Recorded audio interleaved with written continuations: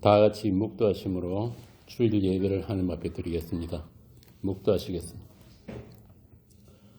여호와여, 내가 주를 높일 것은 주께서 나를 끌어내사 내 원수로 하여금 나로 말미암아 기뻐하지 못하게 하심이니이다. 여호와 내 하나님이여, 내가 주께 부르짖음에 나를 고치셨나이다.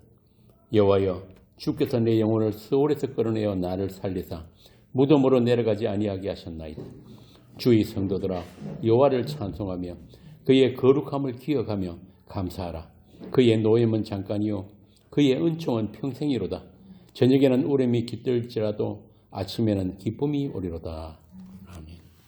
아버지 하나님, 이 악한 세대에서 저희들을 건져내시고 오늘도 주의 이름으로 저희들을 모이게 하셨습니다. 이 시간 저희들 함께 하시고 저희 심령에 하늘의 귀한 보화들로 채워주시옵소서. 주 예수님 이름으로 기도합니다. 아멘. 다 같이 신앙 고백하겠습니다. 전능하사 천지를 만드신 하나님 아버지를 내가 믿사오며 그 외아들 우리 주 예수 그리스도를 믿사오니 이는 성령으로 잉태하사 동정녀 마리아에게서 나시고 본디오 빌라도에게 고난을 받으사 십자가에 못 박혀 죽으시고 장사한 지 사흘 만에 죽은 자 가운데서 다시 살아나시며 하늘에 오르사 전능하신 하나님 우편에 앉아 계시다가 저리로서 산자와 죽은 자를 심판하러 오시리라. 성령을 믿사오며 거룩한 공의와 성도가 서로 교통하는 것과 죄를 사하여 주시는 것과 몸이 다시 사는 것과 영원히 사는 것을 믿사옵나이다. 아멘. 본문 말씀은 에베소서 4장 30절에서 5장 5절까지입니다. 에베소서 4장 30절에서 5장 5절까지. 한 절씩 교독합니다. 하나님의 성령을 근심하게 하지 말라. 그 안에서 너희가 구원의 날까지 인치심을 받았느니라.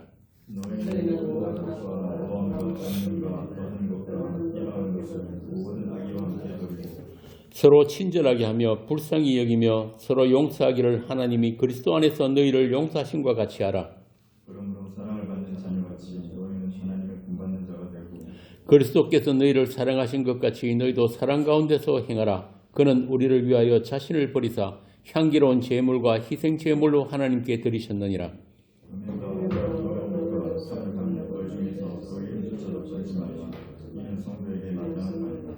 누추함과 어리석은 말이나 희롱의 말이 마땅치 아니하니 오히려 감사하는 말을 하라. 너희도 정녕 이것을 알거니와 음행하는 자나 더러운 자나 탐하는 자 곧 우상 숭배자는 다 그리스도와 하나님의 나라에서 기업을 얻지 못하리니. 아멘. 우리는 지난주에 도적질 그리고 가난한 자의 구제에 대해서 나누었습니다. 오늘 본문 30절에 보면은 성령을 근심케 하지 말라. 그러면서 앞서 우리가 했던 분노가 다시 나와요. 오늘은 이 부분을 집중적으로 살펴보도록 하겠습니다. 먼저 성령을 근심케 하지 말라는 것은 우리에게 성령을 근심케 할 것들이 우리 안에 있다는 뜻이에요. 항상 우리에게 준비되어 있다는 말입니다.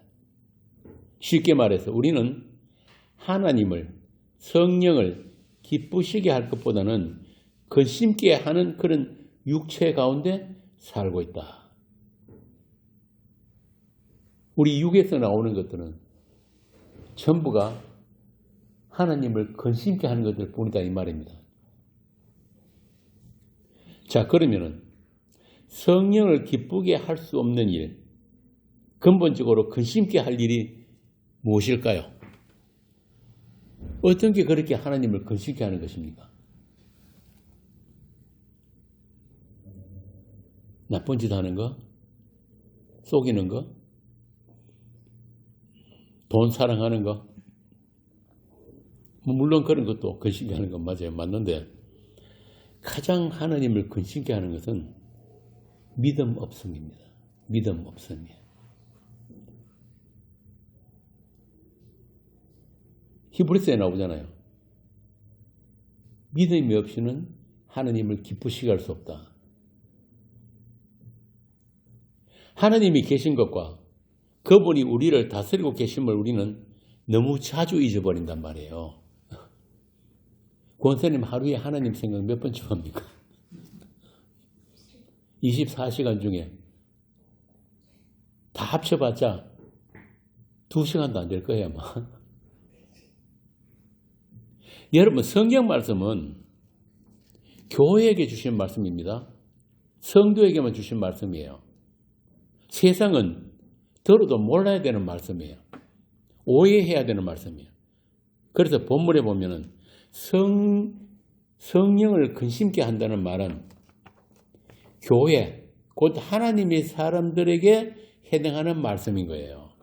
세상 사람들에게는 이거하고 아무 상관이 없단 말이에요. 세상 사람들이 뭐 하나님을 근심케 하는 거, 그런 거 생각하면서 살지 않잖아요. 이걸 다시 바꿔서 말하자면은 세상 종교인들, 그러니까 자기 목적을 가지고 교회에 나온 사람들, 하나님을 이용해버리는 그런 사람들은 성령을 근심케 하지 않습니다. 그들은 그냥 종교인으로 주께서 자기 믿고 싶은 하나님 믿도록 내어버려 두시기 때문에 근심케 하고 말고 할 그런 게 없단 말이에요. 세상 사람들도 보면은 남의 자식 때문에 근심하지는 않잖아요. 내 새끼 때문에 걱정하지. 마찬가지예요. 대부분의 교회 다니는 종교인들은 성령을 근심케 하지 않습니다. 다시 말해서 하나님과 관계가 없기 때문에. 그들은 주께서 각자 원하는 하나님을 섬기도록 내어버려 두셨기 때문에. 그러나 하나님의 약속, 하나님의 선택 안에 있는 성도는 그렇지 않습니다. 세상적으로는 별 문제가 아닌 것들까지도 성령의 책망이 따른단 말이에요. 성도에게는. 그만큼 성도들은 하나님과 아주 예민한 그런 관계, 그런 감각을 가지고 있는 사람들이에요. 하나님의 사람이 세상을 사랑하고 세상을 쫓아가게 되면은 반드시 하나님의 징계가 따르게 된단 말이에요. 자기 중심의 선악체계에 갇혀가지고 자기 사랑, 자기 숭배에서 자유롭지 못한 우리에게 하나님 되심을 가르치기 위해서 하나님은 끊임없이 우리 삶에 개입하시고 간섭하시고 책망하십니다. 요한복음에 나오죠. 죄에 대해서, 의에 대해서, 심판에 대해서 우리를 책망하신다. 성령께서. 예전에 이스라엘에 보면은 그 유대인들이 목숨 걸고 성전을 지키려고 했단 말이에요. 다른 이방 나라들이 쳐들어와도 율법 지킨다고 안식일에는 도망도 안 가서 뛰면 안 되기 때문에. 그리고 거기에 성전 지킨다고 내 죽이고 가라 그러면서 그렇게 열심을 했다고. 그런 유대인들이 율법의 의료는 흠이 없었단 말이에요. 바울처럼. 그들은 일주일에 2번 금식하고 11조 꼬박꼬박하고 이웃 구제하는 데 열심히 했던 그런 바리새인들. 그들이 바로 자기라고 하는 우상 숭배자였다는 것을 사도 바울이 뒤늦게 알았던 거예요. 하나님의 율법을 가지고 자기의 의를 챙기려 했던 그 사울, 하나님을 근심있게 했던 그 사울은 다메섹 길가에서 하나님을 만나고 나서 자신이 이때까지 섬겼던 게 진짜 하나님이 아니었다. 오히려 하나님을 핍박한 자였다는 것을 바울이 알게 됩니다. 사도행전에 보면 나오죠. 사울아 사울아 네가 어찌하여 나를 박해하느냐. 기가 막힌 이야기예요. 그렇게 목숨 걸고 하나님 섬기고 예수 믿는 이단들 잡아러 다녔던 그 사울에게 하나님 뭐라고 했냐면은 네가 나를 핍박했다. 이와 같이 바울 이전의 사울은 하나님을 근심케 했던 사울이었단 말이에요. 하나님을 근심 있게 했던 그 사울을 하나님이 때에 찾아가십니다. 왜? 그 사울이 하나님을 찾을 수 있는 방법은 없으니까. 지 나름대로는 하나님 잘 섬기고 있었던 사울이니까. 그를 찾아가시고 그를 다시 회수하십니다. 하나님. 회수하시는 거예요. 그리고 그의 일생 동안 하나님은 그 바울과 동행하셨습니다. 어떻게? 오늘 본문에 나오는 5장 2절 향기로운 제물과 희생 제물로 하나님께 드려진 그 그리스도의 삶을, 그 복음을 살아내는 인생으로 동행하셨습니다. 그게 그리스도와의 연합이에요. 바울이 그래서 갈라디아서 2장 20절에 뭐라고 합니까? 이제는 내가 사는 것이 아니요 내 안에 그리스도께서 사셨다 그런단 말이에요. 이게 모든 성도의 삶이에요. 한번 봅시다. 사도행전 9장 15절부터 18절 한번 읽어보세요. 사도행전 9장 15절부터 18절. 주께서 이르시되 가라 이 사람은 내 이름을 이방인과 임금들과 이스라엘 자손들에게 전하기 위하여 택한 나의 것이라. 그가 내 이름을 위하여 얼마나 고난을 받아야 할 것을 내가 그에게 보이리라 하시니 아나니아가 떠나 그 집에 들어가서 그에게 안수하여 이르되 형제 사울아 주 곧 내가 오는 길에서 나타나셨던 예수께서 나를 보내어 너를 다시 보게 하시고 성령으로 충만하게 하신다 하니 즉시 사울의 눈에서 비늘 같은 것이 벗겨져 다시 보게 된지라. 일어나 세례를 받고. 하나님과의 동행, 그리스도와의 연합, 그게 뭐라고 합니까 지금? 얼마나 많은 고난을 받는가. 이게 하나님의 사랑법이에요. 이 사랑이 아니면 우리는 안 된단 말이에요.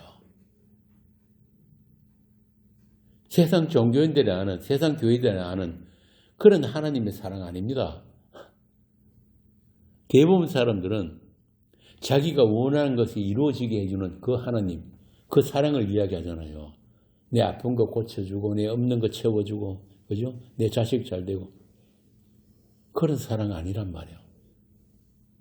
그런 사랑 받으면 진짜 하나님을 몰라요. 바울이 말대로 날마다의 죽음 안에서 만나주시는 하나님. 바울이 그러잖아요. 나는 날마다 죽노라. 우리 이 몸은, 아담에게서 물려받은 이 몸은 그만큼 불가능한 몸이에요. 하나님을 알 수조차도 없는 몸이란 말이에요. 그래서 예수 그리스도의 그 죽음, 그 유일한 죽음, 그 진리의 죽음에 날마다 넘기우시는 일을 성령께서 하시는 거예요. 그 죽음 안에서만 우리가 하나님을 만난단 말이에요. 하나님을 알게 되는 거예요. 그래서 아가서에 보면은 사랑은 죽음같이 강하다. 사랑은 죽음같이 강하다. 그래서 성경에서 말하는 사랑은 이렇게 십자가 안에 있고 십자가로 확정된 사랑입니다. 다른 사랑은 없어요. 이 십자가 모르면 아무것도 모르는 거예요. 사도 요한은 어땠습니까? 당시 그 평균 수명이 60이 채 안 될 때인데 이 사도 요한은 90을 살면서 그것도 말년에 밤모섬에 끌려가서 탄광에서 중노동하고 그런 가운데 요한계시록을 썼단 말입니다. 주님이 가장 사랑하셨던 제자 요한이 말년을 그렇게 살았습니다. 그러나 바울이나 요한이나 그들은 비록 몸이 아프고 삶이 고달프고 힘들어도 그들은 세상 밖에서 세상을 볼 수 있었던 거예요. 아까 박찬희 집사님, 예수를 알면 알수록, 복음을 알면 알수록 이 세상살이가 싫어진다. 이 세상의 실체가 보이기 시작한단 말이에요. 육신은 우리가 세상에 있지만은 우리 실체는 이미 묵시 안으로 하늘로 옮겨졌기 때문에 그렇습니다. 그들만 이 세상이 보이는 거예요. 그들만 내 자신을 안단 말이에요. 스데반이 돌 맞아 죽어가면서 뭘 봤습니까? 하나님의 옆에 계신 그리스도를 보는 것처럼. 그러니까 쉽게 말하면 이미 스데반은 하나님께로 옮겨졌는데, 하나님 앞에 있는데 그 껍데기에 때리고 있는 거예요. 전부 다 돌 들고. 이렇게 성도는 묵시와 역사를 겹쳐서 살고 있는 자들입니다. 그래서 인생이 아프고 힘들어요. 그러나 그들에게만 하나님의 선이 무엇이며 창세기에 나오는 하나님이 보시기에 좋았더라 하는 그것이 무엇이고 바울이 말한 이 모든 세상 만물에 하나님의 신성이 깃들어 있다 그러잖아요.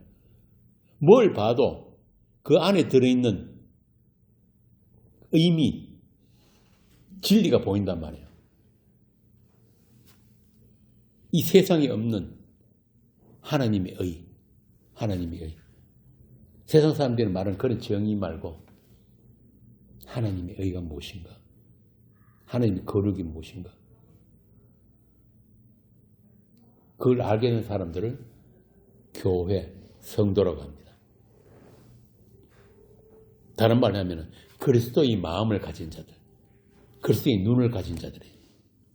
그들에게만 세상 실체가 벌거벗은 듯이 드러난다. 그래서 지난 시간에 했던 4장 26절 말씀도 단순히 화내지 마라, 분내지 마라 그런 말씀이 아니에요. 그걸 그대로 직역을 하면 이렇습니다. 분을 내라. 그러나 그 분내는 것으로 죄를 지지 말라. 이런 뜻이란 말이에요. 그러니까 하나님의 사람들만 따로 분노할 것들이 있다는 뜻이에요. 의로운 분노. 예수님이 이 땅에 오셨을 때 자주 분노하셨어요. 성경에 보면 예수님 웃었다는 말 한마디도 없어요. 분노하시고 우시고. 그 예수님의 분노가 거룩한 분노예요. 한번 봅시다. 마가복음 3장 5절. 마가복음 3장 5절입니다. 그들의 마음이 완악함을 간섭하사 노하심으로 그들을 둘러보시고 그 사람에게 이르시되 내 손을 내밀라 하시니 내밀매 그 손이 회복되었더라. 한 군데 더 봅시다. 마태복음 23장 33절. 뱀들아 독살 새끼들아 너희가 어떻게 지옥의 판결을 피하겠느냐. 와, 이거 뱀새끼 독사새끼 가는 게 당시 그 유대사에서는 제일 심한 욕이에요. 요즘 사람들 뭐 앞에 씌어 들어가고 개새끼보다 더 심한 욕이란 말이에요. 요한복음 2장 15절 한번 봅시다. 노끈으로 채찍을 만드사 양이나 소를 다 성전에서 내쫓으시고 돈 바꾸는 사람들의 돈을 쏟으시며 상을 엎으시고. 와, 이런 행패가 어디 있어? 이런 행패가. 성전에 들어가가지고 다 때리 부쉈다는 이야기거든요.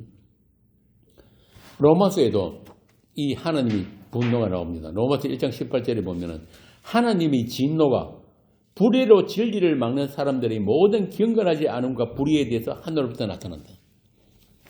하나님의 진노가 언제 나타난다고요? 불의로 진리를 막는 자들. 오늘날 모든 세상 교회들입니다. 쉽게 말하면.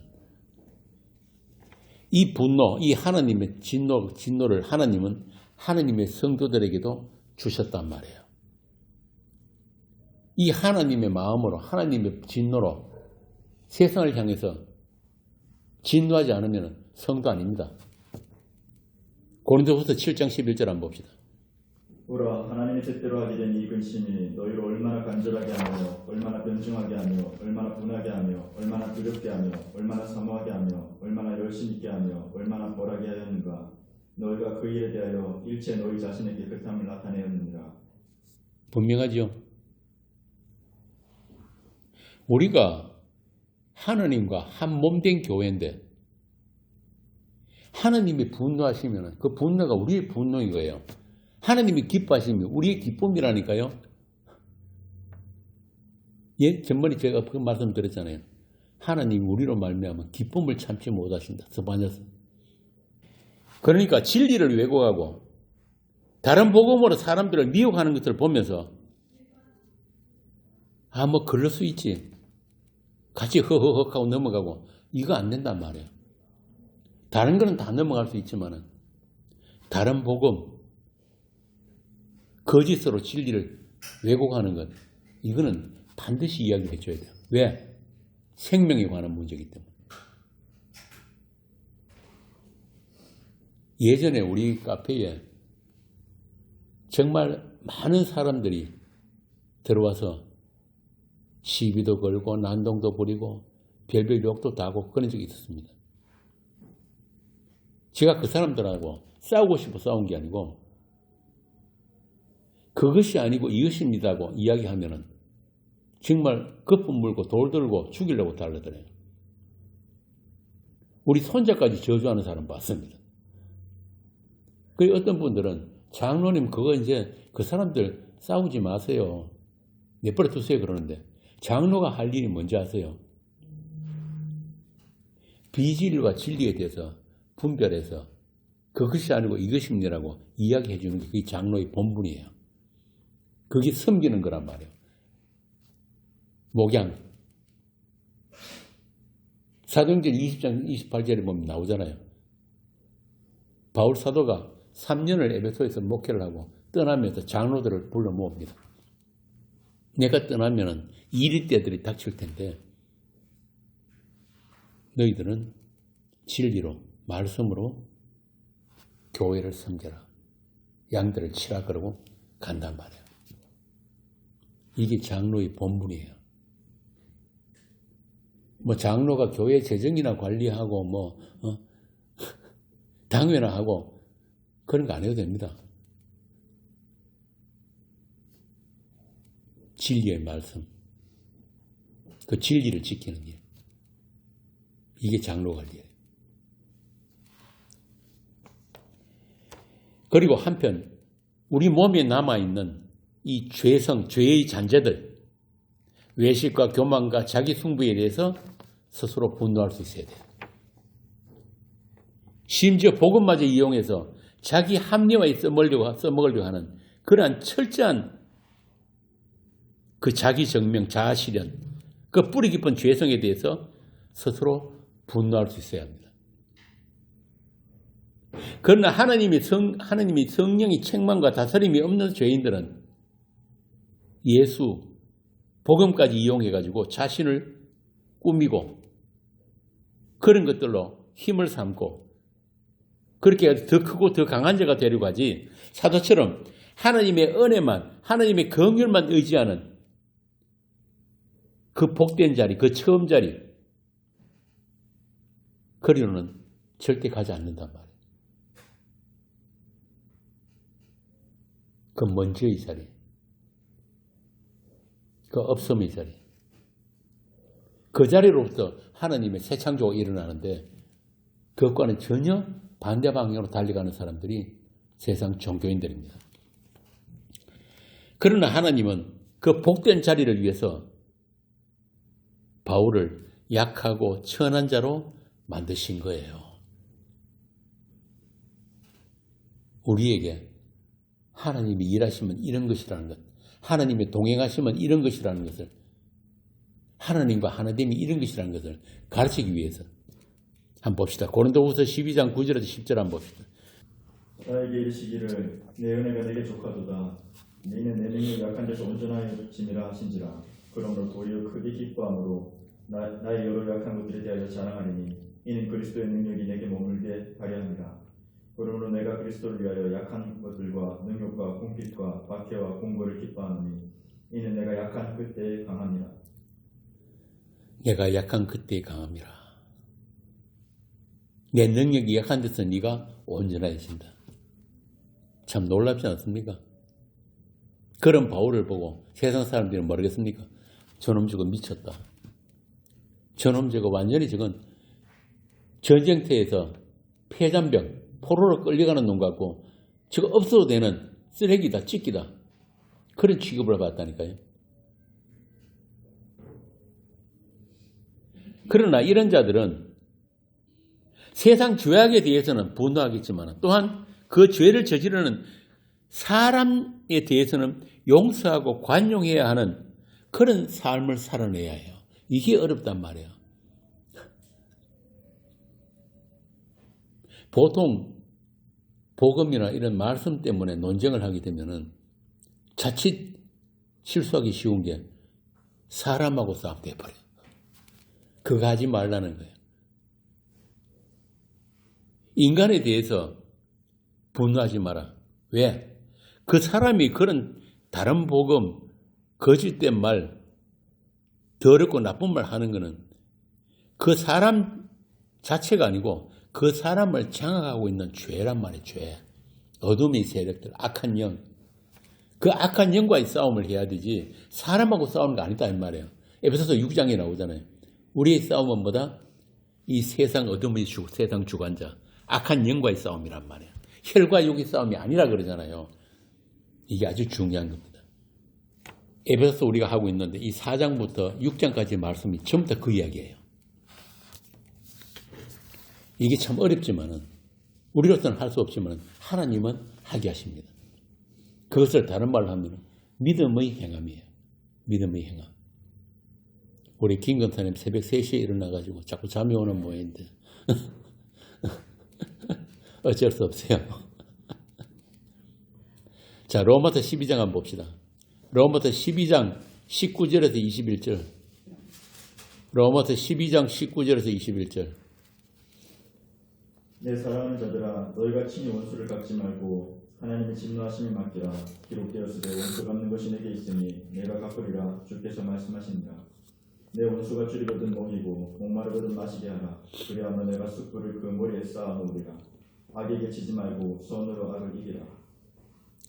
이런 말씀대로 살아본 사람, 우리나라에 유명한 목사님 있잖아요. 자기 아들 죽인 원수를 아들 삼아가지고 사랑의 원자탄 손양은 목사님.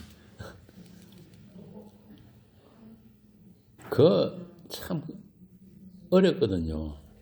그런데 우리는 할 수 없지만 하나님이 하실 수 있단 말이에요.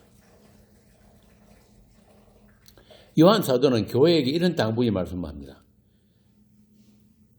세상 교회는 이런 빛과 어둠, 의와 불의가 함께 나타나게 될 건데 너희는 하나님의 의로 불의를 이기고 하나님의 사랑으로 형제를 사랑하게 될 것이다. 물론 이 말씀도 교회에게 주신 말씀이에요. 그러니까 세상 교회는 반드시 이 이리떼들, 가라지들이 반드시 있게 되는데 이런 빛과 어둠과 의와 불의가 함께 나타나는 곳이 세상 교회인데 너희는 너희 능력으로 너희들의 의로 그걸 이기려 그러지 말고 하나님의 의로. 하나님의 의가 뭡니까? 복음, 십자가 복음. 이 말씀으로 그 불의를 이기고 하나님의 사랑으로 형제를 사랑하라고 한단 말이에요. 좀 길지만 읽어봅시다. 요한 1서 3장 10절에서 18절. 요한 1서 3장 10절에서 18절. 이러므로 하나님의 자녀들과 마귀의 자녀들이 드러나니 무릇 의를 행하지 아니하는 자나 또는 그 형제를 사랑하지 아니하는 자는 하나님께 속하지 아니하니라. 우리는 서로 사랑할지니 이는 너희가 처음부터 들은 소식이라. 가인같이 하지 말라. 그는 악한 자에게 속하여 그 아우를 죽였으니 어떤 이유로 죽였느냐. 자기의 행위는 악하고 그의 아우의 행위는 의로움이라. 형제들아 세상이 너희를 미워하여도 이상히 여기지 말라. 우리는 형제를 사랑함으로 사망에서 옮겨 생명으로 들어간 줄 알거니와 사랑하지 아니하는 자는 사망에 머물러 있느니라. 그 형제를 미워하는 자마다 살인하는 자니 살인하는 자마다 영생이 그 속에 거하지 아니하는 것을 너희가 아는 바라. 그가 우리를 위하여 목숨을 버리셨으니 우리가 이로써 사랑을 알고 우리도 형제들을 위하여 목숨을 버리는 것이 마땅하니라. 누가 이 세상의 재물을 가지고 형제의 궁핍함을 보고도 도와줄 마음을 닫으면 하나님의 사랑이 어찌 그 속에 거하겠느냐. 자녀들아 우리가 말과 혀로만 사랑하지 말고 행함과 진실함으로 하자.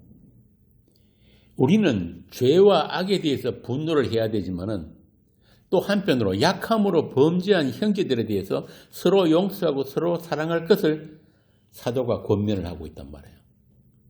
왜냐하면은 그들의 그 약함, 그들의 죄악이 우리 안에도 있고 그 죄로부터 우리가 용서받은 게 우리 자격이나 우리 능력이 아니라 오직 주님의 불쌍히 여김으로 우리가 용서를 받았기 때문에 그거 알라는 거예요.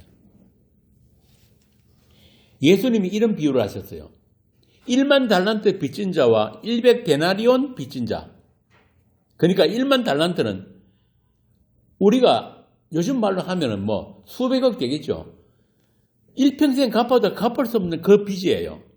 그런 빚을 탕감받은 자가 자기에게 100데나리온 빚진 자를 잡아가지고 감옥에 쳐넣는다. 이게 단순히 돈 문제가 아니에요. 하나님의 은혜, 그 엄청난 그 은혜, 그 하나님의 오래 참으심, 그 용서를 무시하는 죄인들에 대해서 분노하는 거예요. 그거 하지 말라는 겁니다. 그거 모르는 자들의 그런 복수심, 그거 아니라는 거예요. 그런 죄 짓지 말라. 하나님의 은혜를 헛되게 하는 그런 형제에 대해서 너희들을 올바르게 가르쳐야 한다. 악한 말 비방하는 것, 탐심 이런 것들이 하나님의 성령을 근심케 하는 것들인데 이런 것들이 우리 안에서 불쑥불쑥 튀어나올 때 그런 옛사람을 우리가 지난번에 했던 에베소서에서는 어떻게 이야기합니까? 벗어버려라. 수시로 벗어라. 반복해서 새 사람을 입으라고 하는 거예요. 성령이 책망이 있을 때마다. 그렇지. 나는 그리스도와 함께 이미 십자가에 못 박힌 자 맞습니다. 주님 저 안에 남아있는 이 옛사람을 또 못 박아주세요. 이 세상에 대해서 십자가로 못 박아주세요. 그래서 쉬지 말고 기도하라는 게 그런 뜻입니다. 하나님의 성령이 지금도 우리를 위해서 말할 수 없는 탄식으로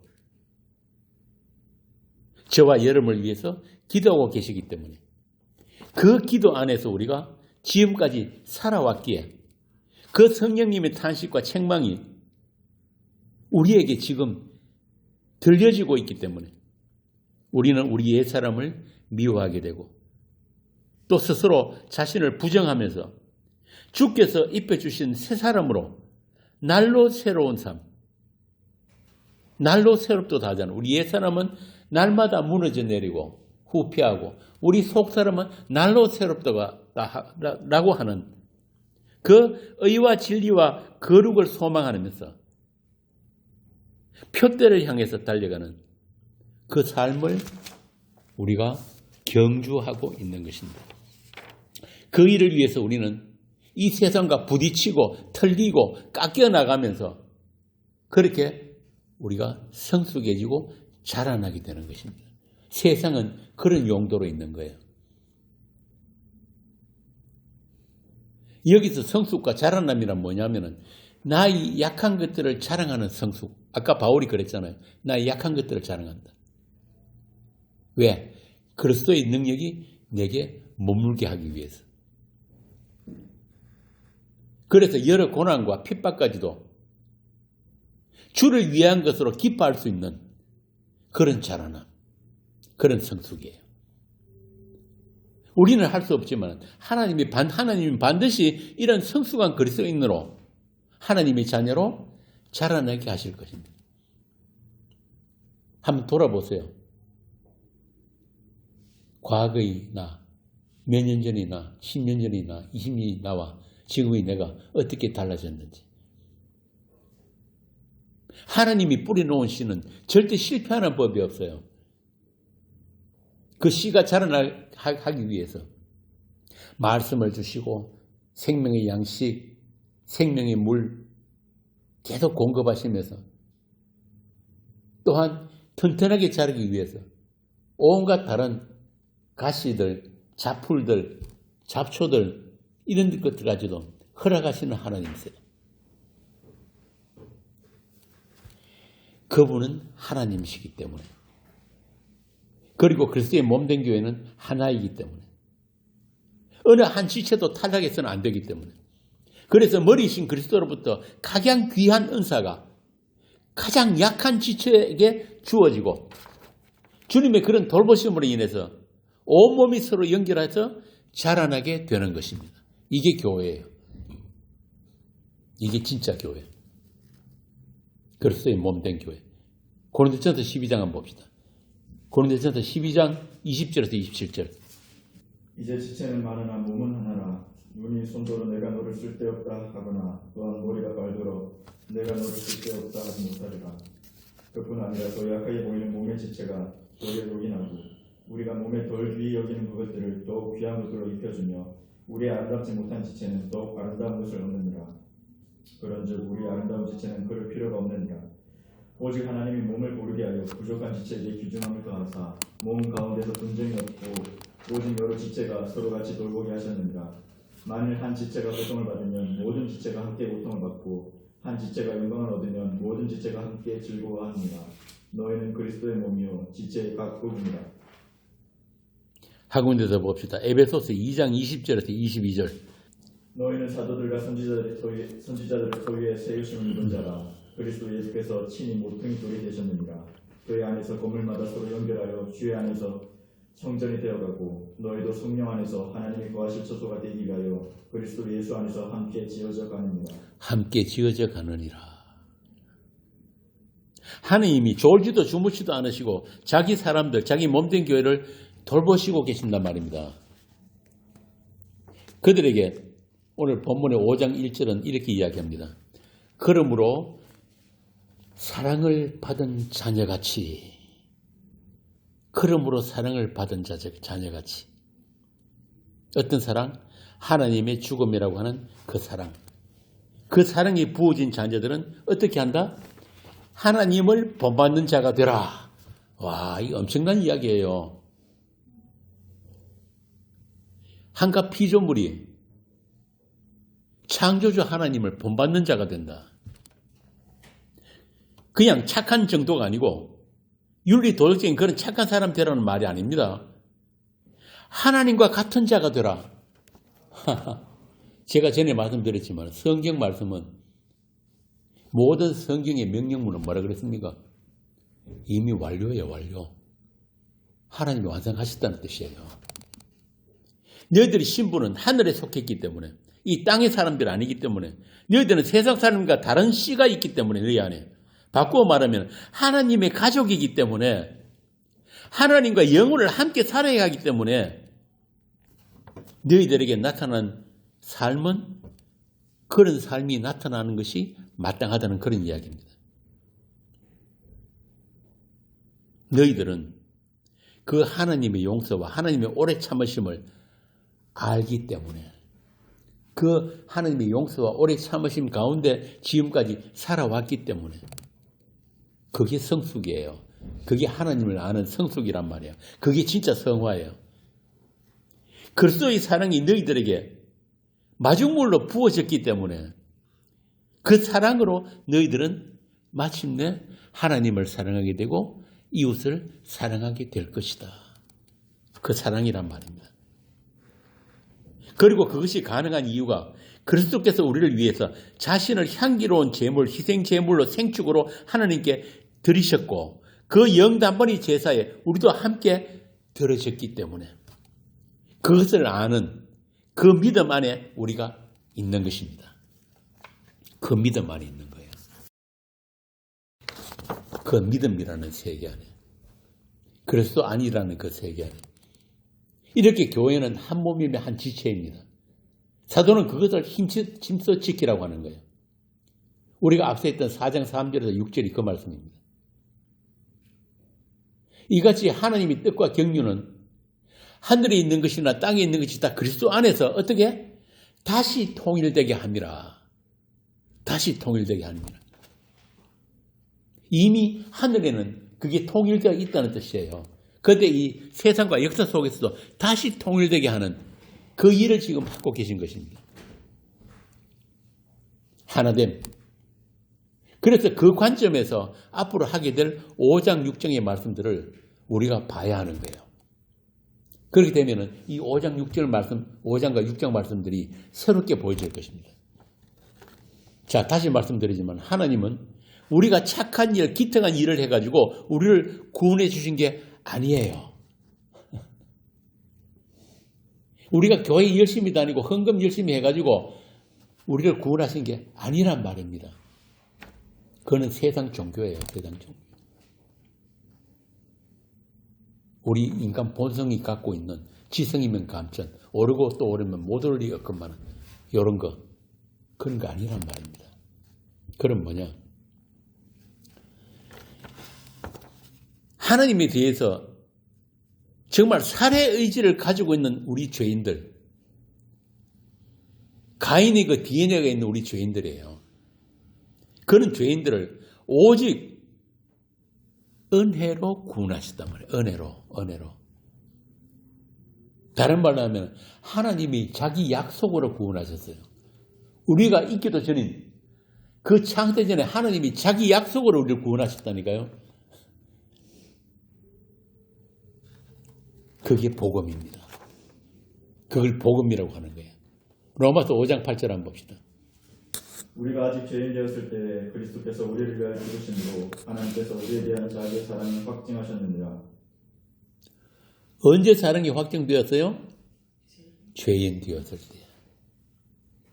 그러면 이제 우리가 예수를 믿고 하나님을 알게 되고 그 십자가의 사랑 안에 있다면 더더욱 우리를 구원하시지 않겠느냐 이런 뜻이에요. 그래서 이 복음으로 이해한 사람들이 바로 하나님의 피로 사신 교회란 말입니다.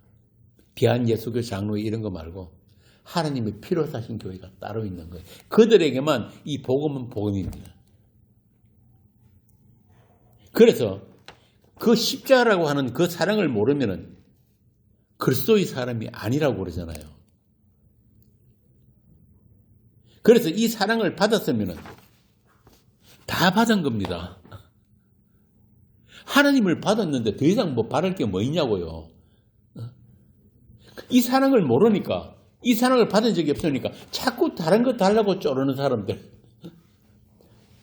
새벽부터 잠도 안 자고 교회 나와가지고 하는 게 땡깡 부리고 뭐 보좌를 흔드는 기도니 어쩌니 그거 흔들면 하나님 아이고 어지러워라 이래갖고 말 들으시. 그것도 아니면은 나 이거 바꾸면 칵 죽어버릴 거야. 검 씻기도 하고.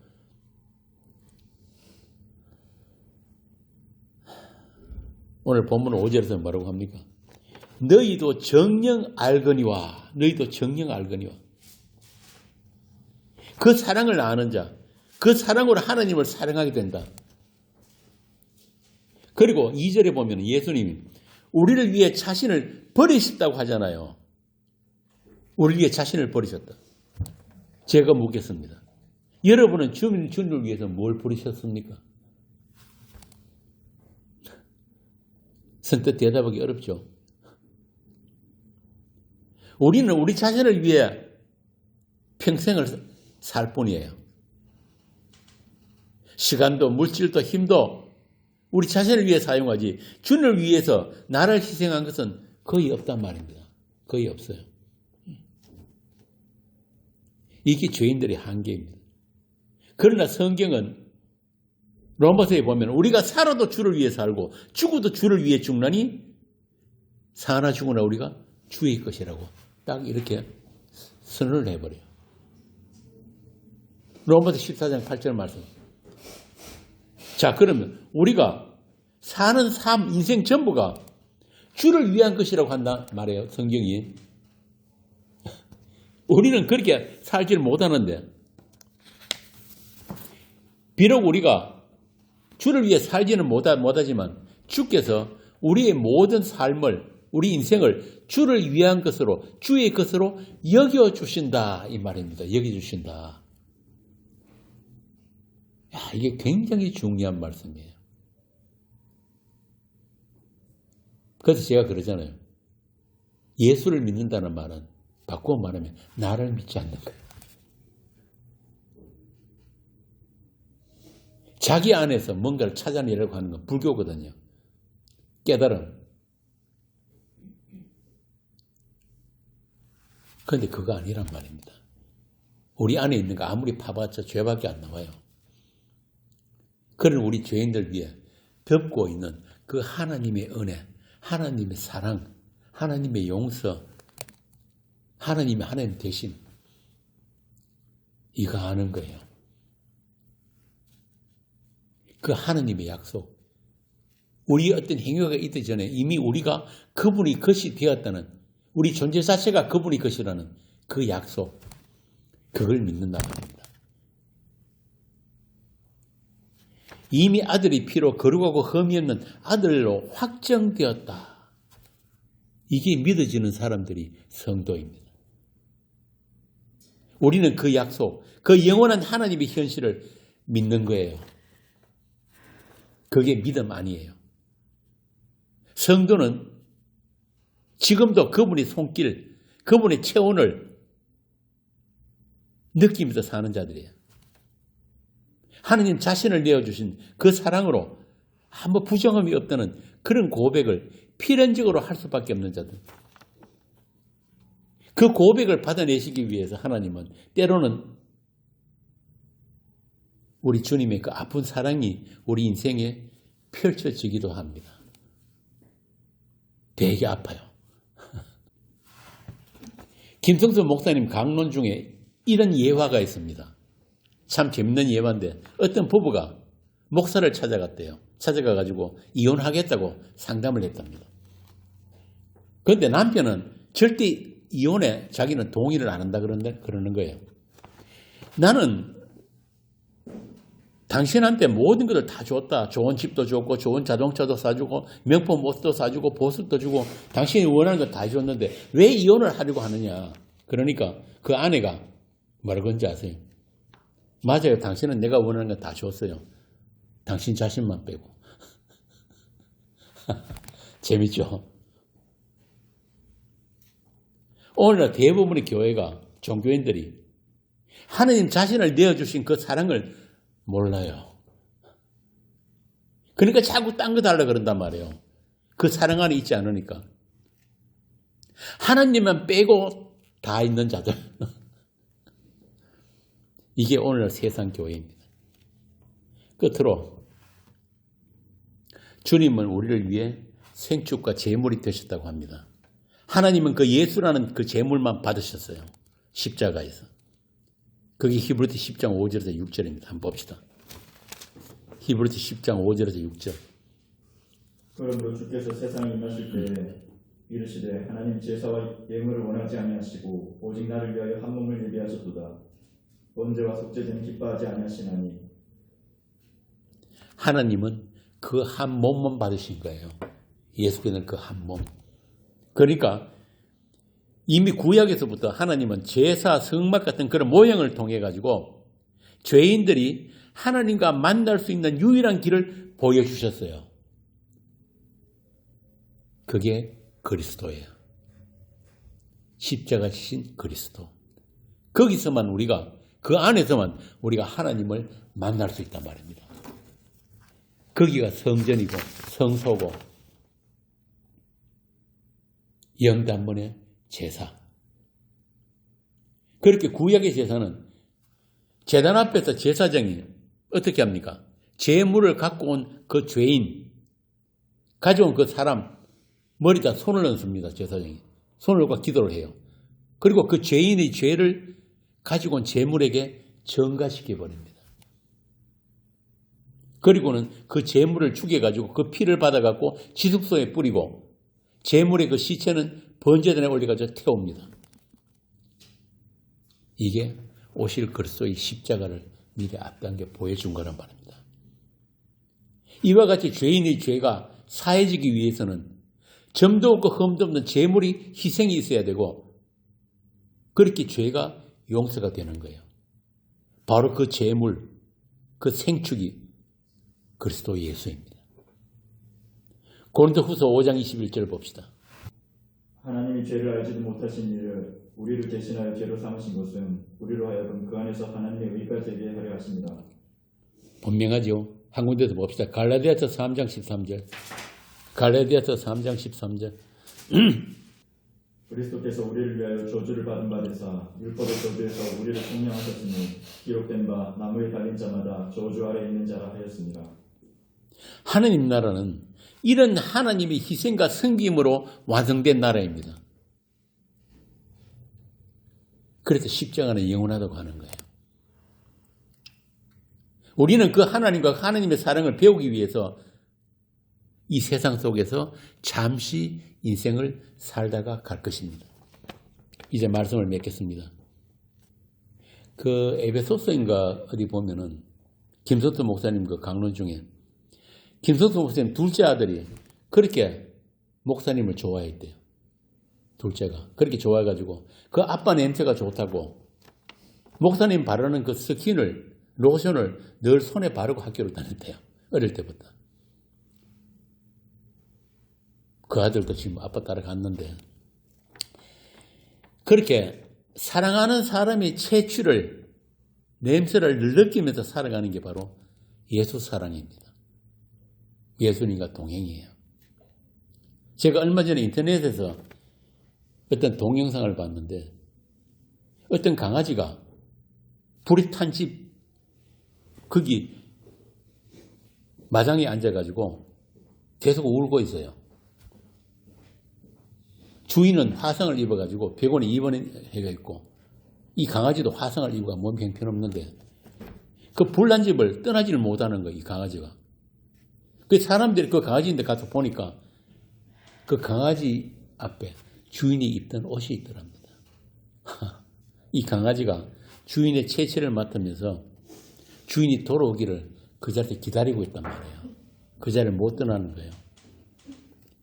그렇습니다. 우리도 우리 이 세상살이 속에서 어떤 환경, 어떤 사건 속에서도 우리는 우리 주님의 그 채취를, 그 냄새를 잊지를 못합니다. 그분의 체온을 잊지를 못한단 말이에요. 그 사랑이 날마다 우리에게 부어지고 있기 때문에 우리는 우리 주님이 다시 오실 그날을 기다리는 세월을 살고 있습니다. 마라나타, 주여 어서 오시옵소서. 기도하겠습니다. 아버지 하나님,